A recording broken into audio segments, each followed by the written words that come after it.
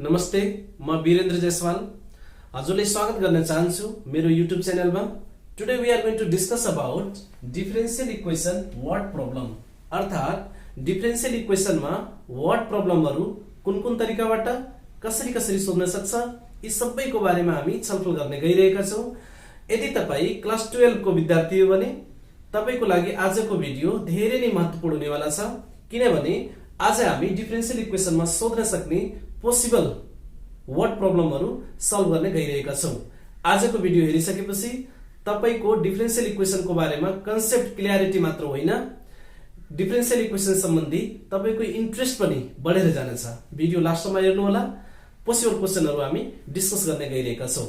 पहिलो क्वेशनमा बोर्डमा हेर्नुस् के छ, a water tank is filled in a such way that the depth of water increases is proportional to the square root of depth. Initially the depth is n meter. A number question ma cha, write a differential equation for depth h. 2 marks ko लागि सोधेको छ। So that root over h is equal to k into t divided by 2 plus root over n. यो चाहिँ 4 marks को लागि सोधिरहेको छ। when h is equal to 16 and t is equal to 6 prove n is equal to 4 minus 3k of whole square. यो चाहिँ 2 marks को लागि सोधेको छ। यो question NEB class 12 board examination 2079 मा सोधिसकेको क्वेशन हो। यो क्वेशनलाई धेरै स्टुडेन्टले अलिकति कम्प्लिकेटेड फिल गर्नु भएको थियो, तर आज हेर्नुस् यो भिडियो हेरिसकेपछि यो कम्प्लिकेसन तपाईको कन्सेप्टबाट हटेर जान्छ। एकदमै इजी तरिकाबाट यो क्वेशनलाई सल्भ गर्नेवाला छौं। अब हामीले के गरौं भने यो क्वेशनलाई सल्भ गर्नको लागि सबैभन्दा पहिला यो क्वेशनको जुन ल्याङ्ग्वेज छ, ल्याङ्ग्वेज चाहिँ इंग्लिश भाषामा लेखिरहेको छ। यो इंग्लिश भाषाले हामीले म्याथको भाषामा कन्भर्ट गर्छौं, म्याथको भाषामा रिप्लेस गर्छौं। र म्याथको भाषामा रिप्लेस गर्नको लागि, म्याथको भाषामा ट्रान्सफर गर्नको लागि एकदमै इजी छ। जस्ट क्वेशनले हामीले बुझ्ने हो, हामीले बुझिसकेपछि यो क्वेशनलाई म्याथको भाषामा लेख्ने हो। अब हेरौं, a water tank is filled in a such way that the depth of water increases is proportional to the square root of the depth. यो लेखिरहेको क्वेशन हो। प्रोपोर्शनल धेरै पटक फिजिक्समा म्याथमा युज भइसकेको वर्ड हो, त्यसैले हामीले म्याथमा एउटा सिम्बोलिकली सिम्बलको फर्ममा लेख्ने छौं। अब ए बी सी तीनवटा क्वेशन हामीले डिल गर्न छ यो प्रब्लमलाई। र ए नम्बर चाहिँ 2 मार्क्स को लागि छ, बी नम्बर चाहिँ 4 मार्क्स को लागि छ र सी पार्ट चाहिँ 2 मार्क्स को लागि छ। सबभन्दा पहिला हामीले ए नम्बर डिल गरौं। सो ए नम्बरमा के सोधेको छ भने right a differential equation for the depth h, भनेको डेप्थ जुन छ वाटरको त्यो भनेको h हो। अब यो क्वेशनले एउटा फिगर बनाएर हेरौं, क्वेशनले भन्न खोजेको कुरा चाहिँ के हो। क्वेशनले भन्न खोजेको कुरा के भन्दाखेरि एउटा वाटर ट्याङ्क छ, सपोज यो वाटर ट्याङ्क हो। यो वाटर ट्याङ्कमा वाटर चाहिँ फिल अप भइरहेको छ, कुनै एउटा धाराबाट पानी चाहिँ आइरहेको छ। पानी धाराबाट आयो भने वाटर चाहिँ डाउन टु टप फिल हुन सुरु गर्छ, यसरी तलबाट माथि चाहिँ पानी फिल हुन सुरु हुन्छ। अनि डेप्थ भनेको के हो, h हो। This is the depth. So पानी जसरी माथिबाट तल आउँछ, वाटरमा पानी तलबाट माथि इन्क्रिज हुँदै जान्छ, that is increasing the depth. Depth चाहिँ इन्क्रिज भइरहेको छ। So let depth be h। सपोज गरौं डेप्थ भनेको h हो। अब क्वेशनले के भनेको छ भने depth of water increases proportional to the square root of the depth. भनेको वाटर इंक्रिज भइरहेको छ। वाटर इंक्रिज भइरहेको छ भने कुनै एउटा रेटमा इंक्रिज हुन्छ। रेट भनेको हरेक टाइममा जसरी पानी माथिबाट तल खसिरहेको हुन्छ त्यही टाइममा डेप्थ पनि इंक्रिज भइरहेको हुन्छ। सो इंक्रिजिङ रिलेटेड केसँग छ, टाइम सँग छ। सो रेट इंक्रिज भइरहेको छ, दैट इज यो क्वेशनलाई हामीले यसरी पनि लेख्न सक्छौं। जुन ल्याङ्ग्वेज गिभन छ rate of increasing h, the rate of increasing h भनेको डेप्थ हो, is proportional to square root of h। जुन यहाँ भाषा लेखिरहेछ त्यही भाषाले हामीले यसरी चाहिँ एक लाइन जस्ताको तस्तै ल्याङ्ग्वेजमा लेखियो। द रेट अफ इंक्रिजिङ भनेको कुन रेटमा इन्क्रिज भइरहेको छ, depth is proportional to the square root of h। त्यो भनेको यही छ, स्क्वायर रुट अफ डेप्थ भनेको h हो। अब धेरै पटक हामीले युज गरेको सकेको सिम्बल के भन्दाखेरि इज प्रोपोर्सनललाई हामीले अल्फा भन्ने सिम्बलबाट रिड्युस गर्छौं, अर्थात प्रोपोर्सनललाई अल्फा लेखिन्छ। This can be written as rate भनेको हुनाले h को रेट भनेको के हो, dh डिवाइड बाइ dt, किनभने डेरिभेटिभ इज अ रेट भनेर पनि हामी पढेका छौं। सो रेट भन्ने बित्तिकै त्यसले डेरिभेटिभको भाषामा लेख्नु पर्ने हुन्छ, that is dh upon dt।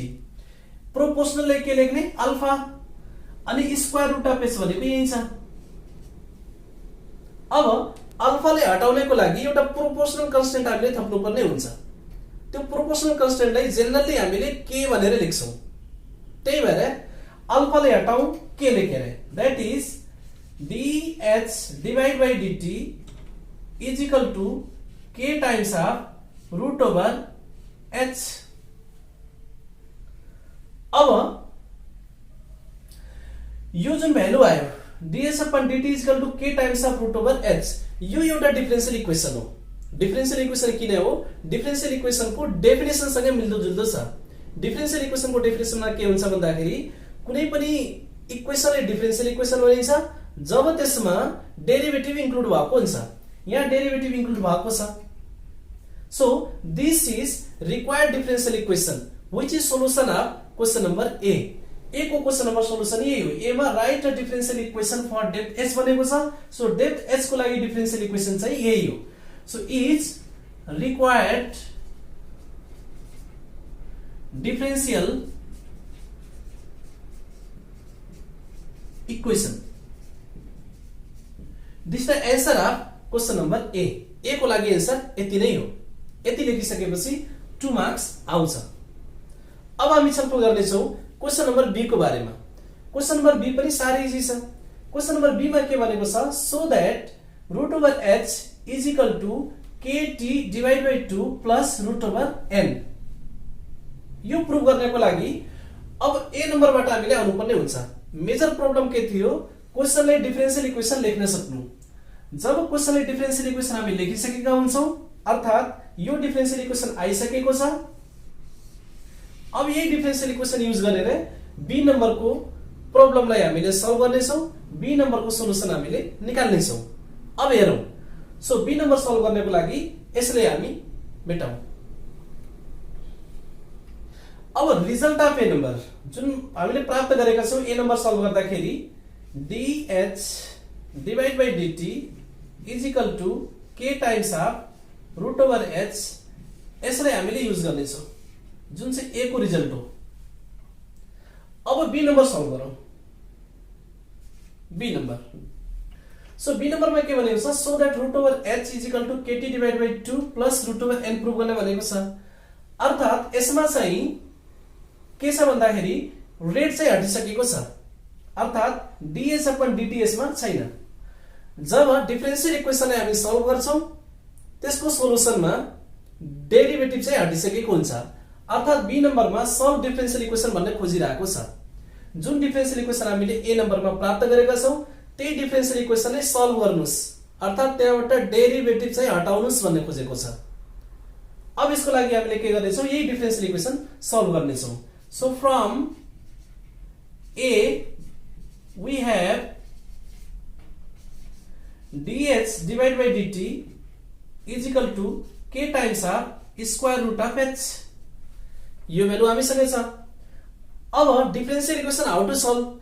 Differential equation 4 variety को हुन्छ। एउटा हुन्छ भेरिएबल सेपरेबल, एउटा हुन्छ होमोजेनियस, एउटा हुन्छ एक्जेक्ट, एउटा हुन्छ लिनियर। यो चारवटै को बारेमा डिटेलमा डेप्थमा मैले भिडियो युट्युबमा अपलोड गरेको छु। अझैसम्म तपाईले हेर्नु भएको छैन भने आई बटनमा क्लिक गरेर अथवा मेरो च्यानलमा भिजिट गरेर तपाईले सबै भिडियो हेर्न सक्नुहुनेछ। सबै भिडियोमा सबै प्रकारका डिफरेन्शियल इक्वेसनलाई कसरी सल्भ गर्ने त्यसको वर्किङ रुलहरु मैले लेखिदिएको छु। त्यो वर्किङ रुल फलो गरेर डिफरेन्शियल इक्वेसनलाई इजी तरिकाबाट सल्भ गर्न सकिन्छ। अब चाहिँ हामीले सल्भ गर्ने छौं यो डिफरेन्शियल इक्वेसन। यसमा हामी हेर्छौं भने यो भेरिएबल सेपरेबल टाइपको हो। भेरिएबल सेपरेबल टाइपको किन हो भने यसमा h भनेको एउटा भेरिएबल हो, t भनेको एउटा भेरिएबल हो। क्वेशनमा हेर्छौं भने h भेरिएबल छ अनि k भनेको के हो, प्रोपोर्सनली कन्स्टेन्ट हो, कन्स्टेन्ट टर्म हो। सो कन्स्टेन्ट टर्म भेरिएबल होइन। भेरिएबल एउटा h मात्र भएको हुनाले t मात्र भएको हुनाले यसलाई सेपरेट गर्न सकिन्छ। अर्थात h एक ठाउँमा t एक ठाउँमा राख्न सकिन्छ। एक साइडमा h एक साइडमा t राखेर यसले इन्टिग्रेट गर्दिने हो भने डिफरेन्शियल इक्वेसन सल्भ हुन्छ। त्यही हामी गर्न गइरहेका छौं। That is a variable separable differential equation.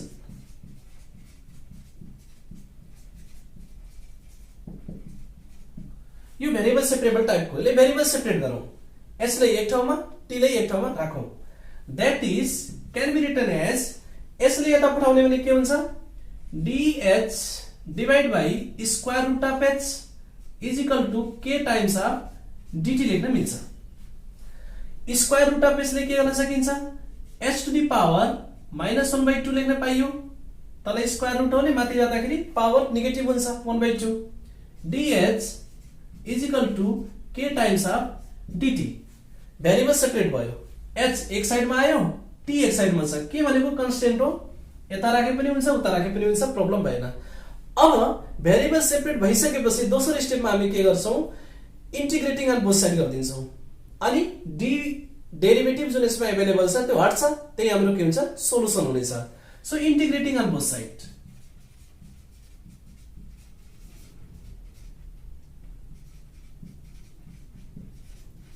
Integrating on both side गरिसकेपछि we get h to the power -1/2 dh is equal to k लाई बाहिर राखौं किन k भनेको के हो, कन्स्टेन्ट टर्म हो, र इन्टिग्रेसन अफ dt। अब एकदमै सजिलो फर्ममा गइसक्यो। h को पावर इन्टु dh भनेको जनरल पावर रुल जुन हामी पढेका छौं त्यही पावर रुल यसमा एप्लाई गर्दिने हो। इन्टिग्रेसनमा power rule, integration of x to the power n dx भयो भने this can be written as x to the power n plus 1 divided by n plus 1। यही फर्मुला एप्लाई हुन्छ यहाँ। h को पावर -1/2 भनेको के हो, n हो। So this can be written as h to the power -1/2 plus 1 divided by -1/2 plus 1 is equal to k times of t। अनि plus एउटा c लेख्नु पर्ने हुन्छ। यो c भनेको के हो भन्दाखेरि इन्टिग्रेसन कन्स्टेन्ट भनिन्छ यसलाई। इन्टिग्रेसन गरिसकेपछि एउटा कन्स्टेन्ट टर्म आउँछ, त्यो कन्स्टेन्टलाई इन्टिग्रेसन कन्स्टेन्ट भनिन्छ, त्यो भनेको c हो। अब this can be written as, यो सबैले सल्भ गर्ने हो भने h को पावर कति आउँछ, 1/2 आउँछ। -1/2 + 1 भनेको 1/2 डिवाइड बाइ कति आउँछ, 1/2 आउँछ is equal to k times of t plus c। अझै लिटल बिट सिम्प्लिफाई गरौं। 2 माथि जान्छ, 2 root over h is equal to kt plus c लेख्न पाइयो। ओके, अब यो डिफरेन्शियल इक्वेसन आयो, सोलुसन अफ डिफरेन्शियल इक्वेसन आयो। यसले स्टार इक्वेसन गर्दियौ। अब हामीले जुन कुरा प्रुभ गर्न छ लगभग ती सबै कुराहरू आइरहेको छ। अलिकति यसमा डिफर के छ भने c को भ्यालु चाहिँ रिमुभ गर्नुपर्ने हुन्छ। अब c को भ्यालु रिमुभ गर्नको लागि क्वेशनमा दिएको कन्डिसन हामीले के गर्ने हो, एप्लाई गर्ने हो। क्वेशनमा के दिइराछ त, क्वेशनमा के दिइराछ भने initially the depth is n metre भनेको छ। इनिशियली अर्थात स्टार्टिङ कन्डिसनमा डेप्थ इज n मिटर। जब पानीका धारा हामीले खोलेकै थिएनौं त्यति बेला यसमा h मिटर पानी n मिटर पानी अवेलेबल थियो। अर्थात h को भ्यालु कति थियो n थियो जब t को भ्यालु कति थियो 0 थियो सुरु गर्नु भन्दा पहिला that is t equal to 0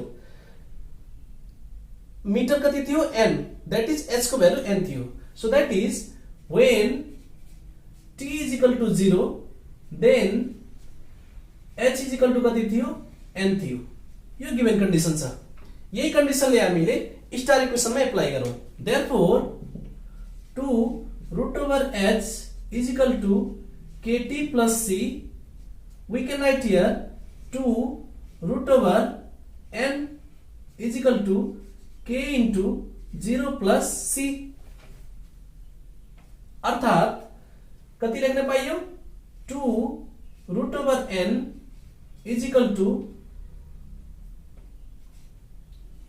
2 root over n is equal to c लेख्न पाइयो दैट इज c को भ्यालु कति आयो 2 root over n आयो यही c को भ्यालु हामी के गरौँ अब स्टार इक्वेसनमा रिप्लेस गर्दियौ अनि त्यहाँबाट what we get let's see so from equation star इक्वेसनमा हेरौं 2 root over h is equal to kt plus c that is 2 root over h is equal to kt plus 2 root over n अब यताको 2 ले उता divide गर्दियौ we get root over h is equal to kt divided by 2 plus root over n this is proof of B part अब B पार्टमा हामीले यही proof गर्नुपर्ने थियो त्यो चाहिँ प्रुफ भइसकेको छ बी पार्ट पनि सारै इजी रहेछ जुन गिवन डिफरेन्शियल इक्वेसन ए नम्बरमा आयो त्यही डिफरेन्शियल इक्वेसनले हामीले के गर्ने बी नम्बरमा युज गर्ने